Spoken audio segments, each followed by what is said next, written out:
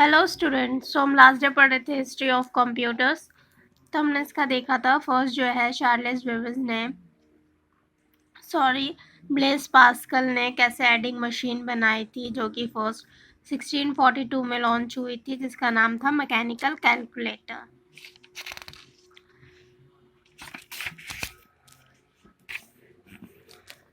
तो ये जो है मशीन सिंपली क्या करता था, ऐड एंड मल्टीप्लाई करता था। बट जो लीबनिज इन्वेंट किया था वो था एक stabbed gear mechanism for the add and digit introduction, and till date it is being used. This machine was called stepped reckoner. तो लिबनिज ने जो इन्वेंट किया था वो एक मशीन थी जो कि डिजिट्स को ऐड करती थी, इंट्रोड्यूस करती थी, जो कि अब तक भी चल रहा है। तो उस मशीन का जो है क्या बोला जाता था, स्टेप्ड रेकोनर। द ओवल, ये देखिए यहाँ पे चार्ल्स बेबेज की पिक्चर है। The evolution of modern-day computers started with the difference engine, which was developed by Charles Babbage in 1822. This machine is considered to be first automatic computing engine used to compute a set of numbers, but he did not complete a full-scale functional version of the computing machine.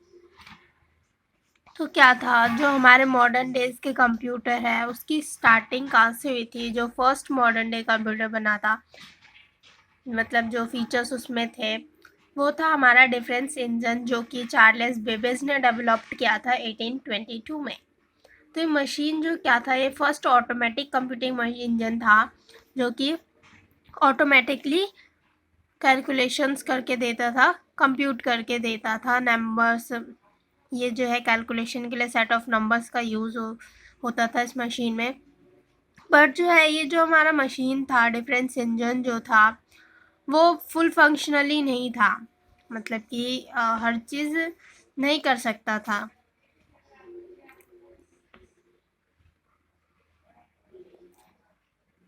तो इस वजह से जो क्या है, इन 1991 में the science museum London completed the Charles Babbage difference engine and call it the difference engine number 2. Later a printing features was introduced to this machine. तो क्या था, ये जो है फुली फंक्शनेबल नहीं था उस टाइम पे, तो इसलिए जो है लंदन के साइंस म्यूजियम में क्या इसको कंप्लीट किया गया चार्ल्स बेबेज के डिफरेंस इंजन को, और इसका नाम रखा गया डिफरेंस इंजन नंबर 2। और इसमें जो है बाद में प्रिंटिंग फीचर्स ऐड किए गए, जिससे कि हम कोई भी चीज़ कैलकुलेशन ही है, कुछ भी है, उसमें से हम प्रिंट कर सकते हैं। जैसे कि आज की डेट में आप लोग अपना डाटा कोई भी प्रिंट करा सकते हैं। तो उसी तरीके से डिफरेंस इंजन नंबर 2 में भी ये फीचर इंट्रोड्यूस कर दिया गया था 1991 में। In 1837, the first general mechanical computer known as analytical engine was put forward by Charles Babbage. This engine contained the working feature of the arithmetic and logic unit, control flow of data, also integrated memory. Charles Babbage made a place in the computer history as the father of computing. तो 1837 में क्या हुआ था, जो हमारा first analytical engine आया था, जिसमें क्या था वो भी चार्ल्स बेबेज ने ही के द्वारा ही बनाया गया था। और इस इंजन में वर्किंग फीचर्स थे, मतलब कि हम इसमें अरिथमेटिक लॉजिक यूनिट्स अपने मतलब कैलकुलेशंस कर सकते थे, लॉजिक लगा सकते थे। तो ये फीचर्स थे उसमें डाटा का फ्लो भी हो सकता था, एक जगह से दूसरी जगह पे हम डाटा को ट्रांसफ़र कर सकते थे। और उसमें जो मेमोरी थी वो भी इंटीग्रेटेड थी, मतलब काफ़ी ज़्यादा शॉर्ट मेमोरी थी, शॉर्ट में लार्ज स्टोरेज होता था। चार्ल्स बेबेज जो है, चार्ल्स बेबेज को हम फादर ऑफ कंप्यूटिंग भी बोलते हैं, क्योंकि इन्होंने फर्स्ट कंप्यूटिंग डिवाइस का इन्वेंट किया था, जो कि हमारा था डिफरेंस इंजन। ये देखिए यहाँ पे पिक्चर दिखाई हुई है किस तरीके से, ये देखिए डिफरेंस इंजन की पिक्चर है, इस तरीके से ये डेवलप हुआ था। नेक्स्ट हमारा एडा Byron loveless, who had an unending passion for maths, helped Babbage in turning his idea into a reality by documenting the calculation of Bernoulli numbers from the device. She also saw the chances of producing music and graphic through the analytical machine. She is known for writing the world's first computer program. In 1979, a computer language was named in her honor by the United States Department of Defense. तो आडा Byron loveless जो थी वो एक उनका जो है काफ़ी ज़्यादा मैथ में काफ़ी ज़्यादा पैशन था, तो काफ़ी पसंद था उन्हें मैथ।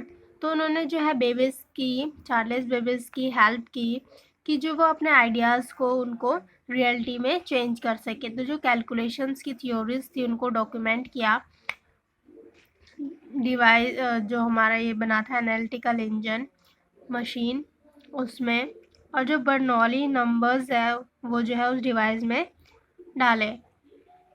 उन्होंने उनको जो है म्यूज़िक का भी चांस मिला, ग्राफिक्स भी प्रोड्यूस, जो एनालिटिकल इंजन था उसमें उन्होंने ये सब कुछ ट्राई किया, म्यूज़िक भी प्रोड्यूस करने का चांस दिया, ग्राफिक भी।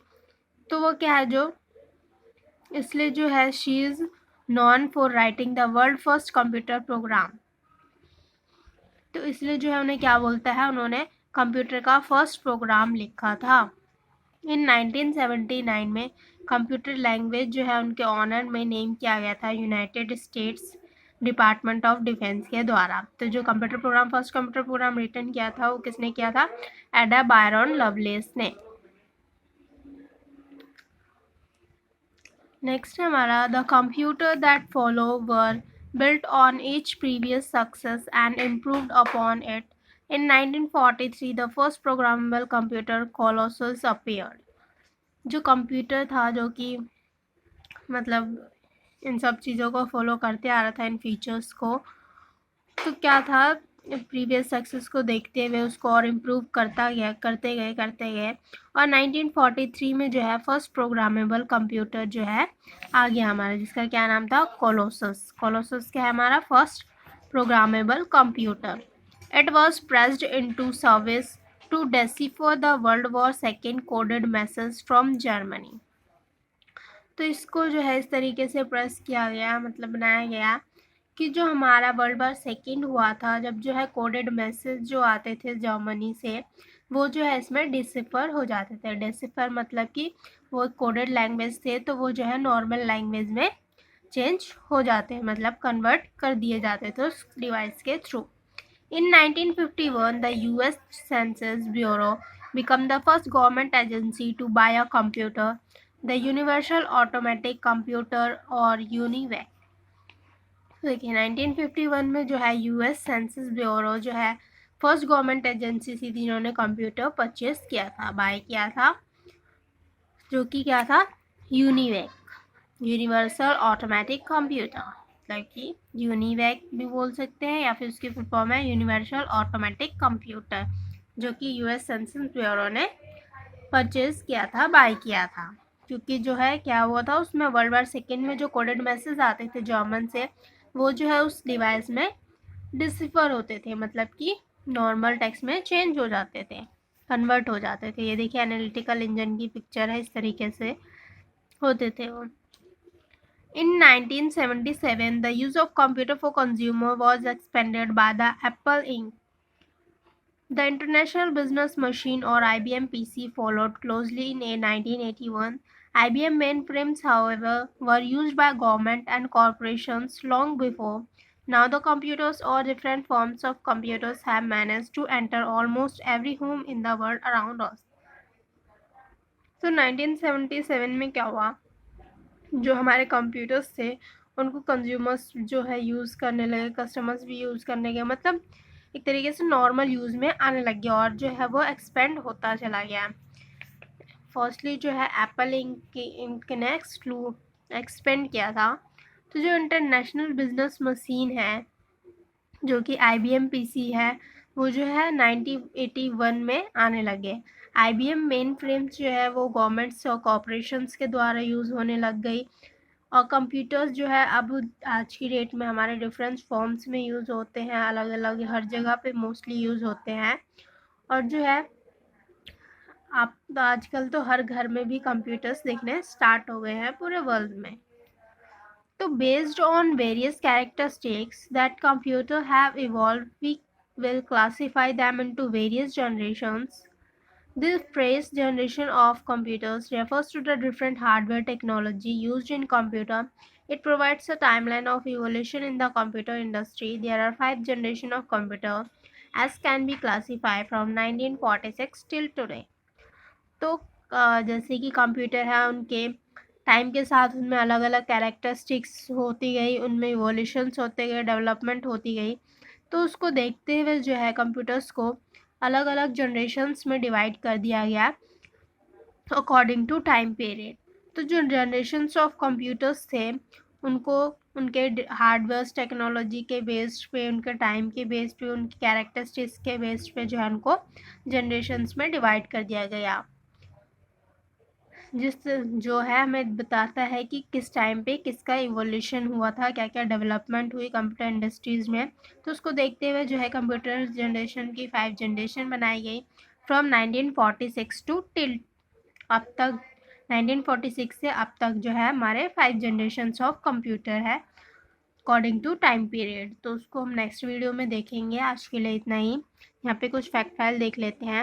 Electronic numerical integrator and computer और ENIAC और the giant brain was the first electronic general purpose computer 1946 में। जो हमारा फर्स्ट इलेक्ट्रॉनिक कंप्यूटर आया था जो कि हमारे जनरल पर्पस के लिए यूज़ होता था, वो कौन सा था हमारा 1946 में आया था और जिसका नाम था ENIAC। तो ये इम्पोर्टेंट है, आप याद रखिए। सो आज के लिए आज की वीडियोज़ में इतना ही। So thank you so much guys for watching. If you have any doubt you can ask me in comment section. Thank you so much.